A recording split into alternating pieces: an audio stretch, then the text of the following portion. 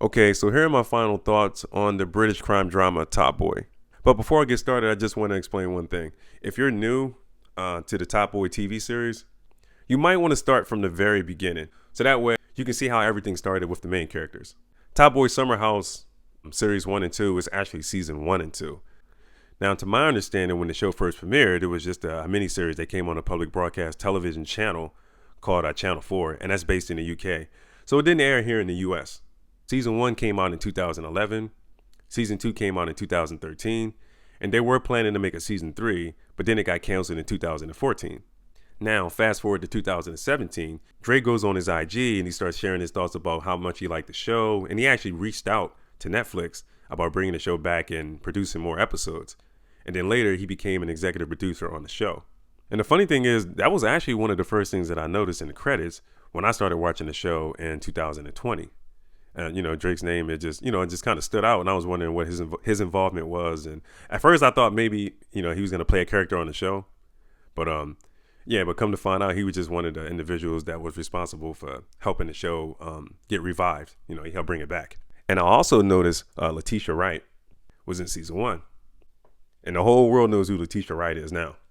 And I'm great at remembering faces, so I knew who she was right away. So when I saw her, she just stood out. When I started watching Season 2, I was hoping that they would, she would be in more episodes, like they would bring her character back. But for some reason, they never brought her character back.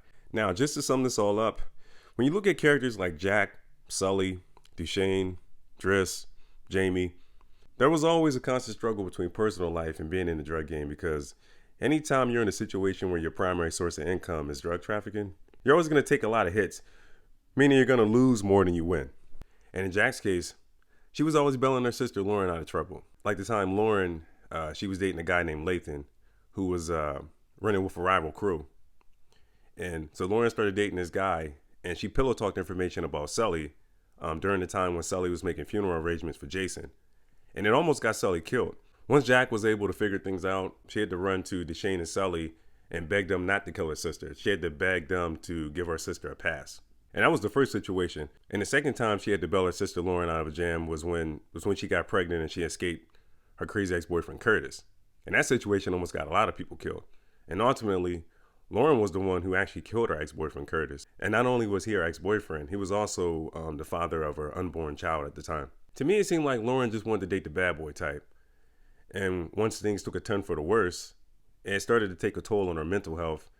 And unfortunately, that was the thing that led to her demise. I thought it was a combination of PTSD and postpartum depression. And through it all, Jack was always there for her, but in the end, she couldn't save her. Between Lauren, her relationship with Bex, and her running the streets, she really had a lot on her plate at the time. And it didn't seem like, to me, it didn't seem like she was ready to give up the life or make a change until after her sister had passed away. And then after Lauren passed away, everyone tried to console Jax. Even Sully tried to make her feel better, and I was surprised by that. And then she came to the realization that the food was the problem. And for whatever reason, she decided to rob the biggest supplier in the city, who just happens to be the same guy that she was running with this whole time. And once she did that, I don't think that she clearly thought that situation through. And I also don't think that she wanted to take accountability for her own actions, her own mistakes. I can give you a few examples. Like the time she sold drugs to her mother with a newborn baby, and she noticed that the child was being neglected. She didn't do anything to help that kid. That was the first time. And then I remember there was a second situation where that same woman came back with that stroller. Jax actually gave her some drugs and went back to her apartment just to see, what happened to the baby, because she didn't see the child in the stroller. And after she went back to this apartment and she saw the living conditions in that apartment, I don't recall her trying to call CPS or the police or anything to help that child. So ultimately, she didn't even help that kid. And then when she robbed Sully, she got Kieran involved, and he had to lie to cover up for her. And ultimately, that was the thing that got him killed. And when she learned that Kieran was dead, that's when she decided to kill Sully, because she knew deep down inside it was all her fault.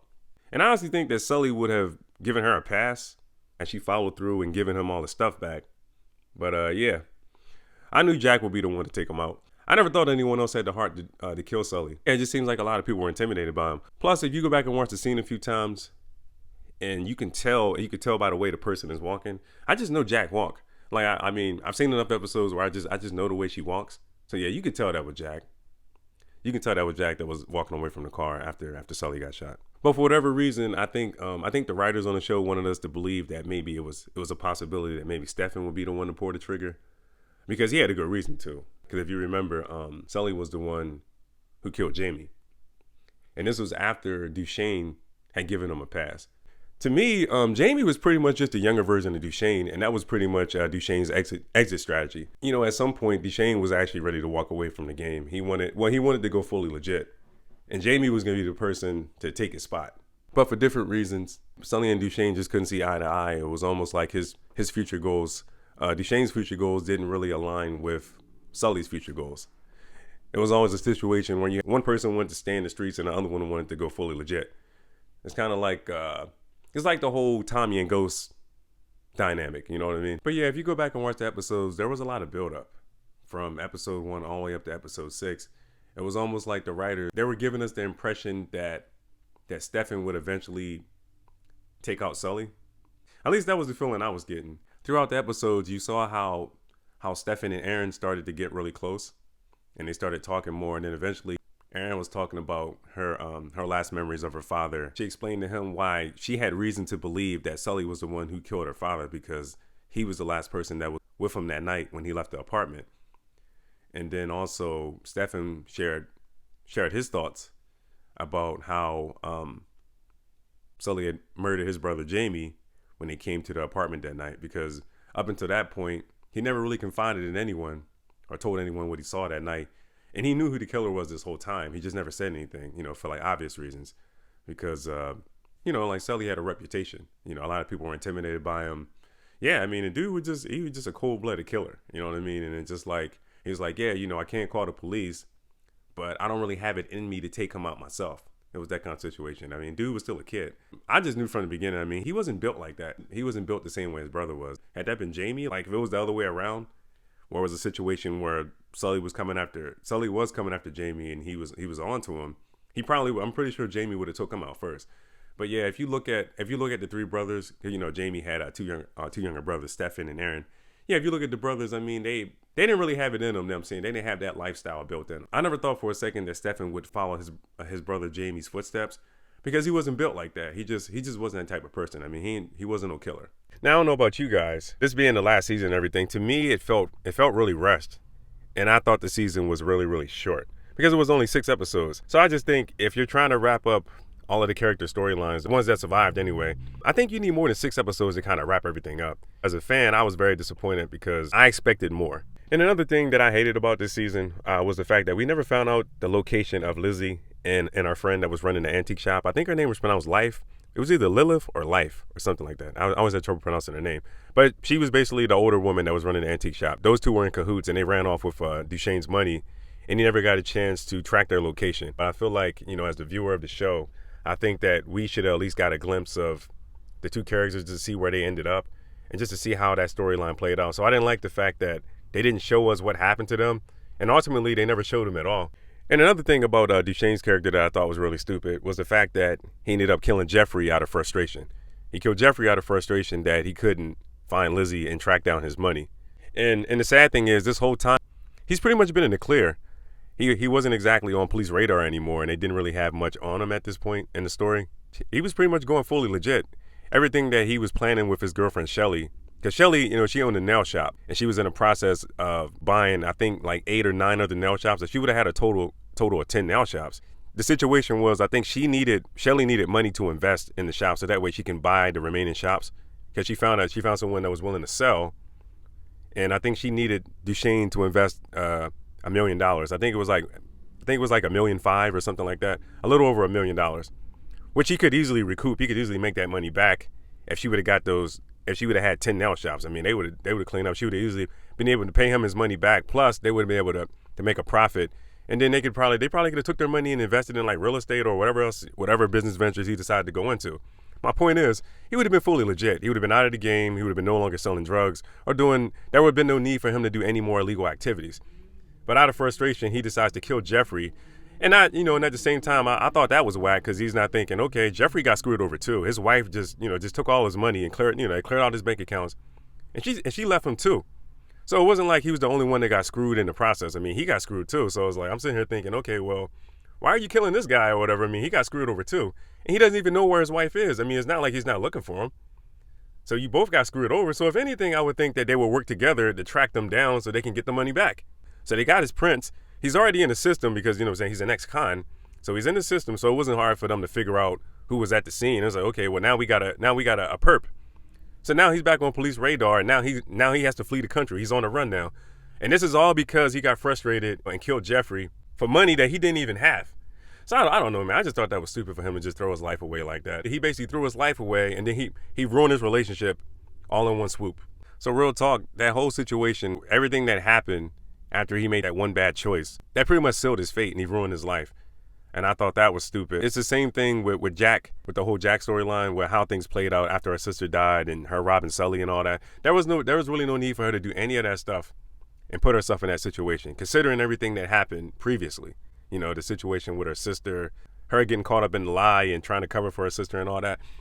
It just, I mean, because all it did was just put her in harm's way and also put her family in harm's way. And ultimately, it did work in her favor because, you know, Sully ended up dead. But I'm just saying, you know, there was really no need for her to put herself in a situation like that.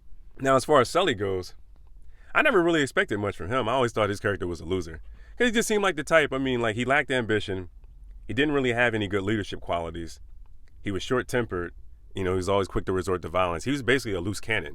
And anytime you're in a situation, if you got a business partner that's a loose cannon, I mean, he's a liability. You know what I mean? It's just a matter of time before he fucks up.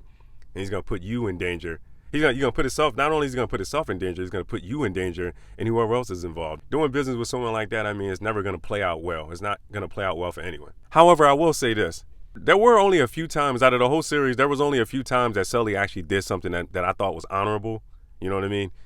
It was like the one time that he looked out for his niece Pebbles when she was in a situation with the guy or whatever, and he helped get her out of that situation. I thought that was cool, you know, him looking out for family.